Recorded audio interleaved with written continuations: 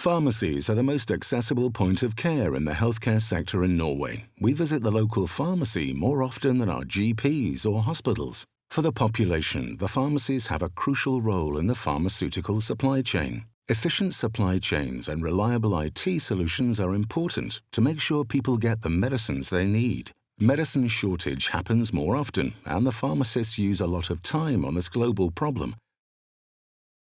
However, the pharmacists almost always find a good solution for the patient.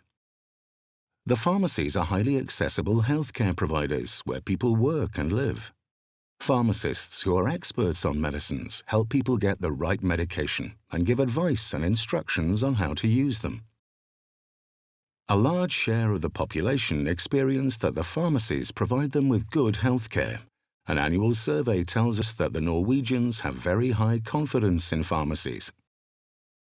The pharmacies are daily in contact with other healthcare professionals like GPs, nursing homes, and the home services for the elderly.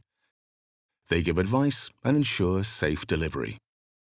The pharmacies also provide state-funded pharmacy services like the new medicine service, Medicine Start, and Check Your Inhalator technique. Vaccination of seasonal flu has also become a popular service.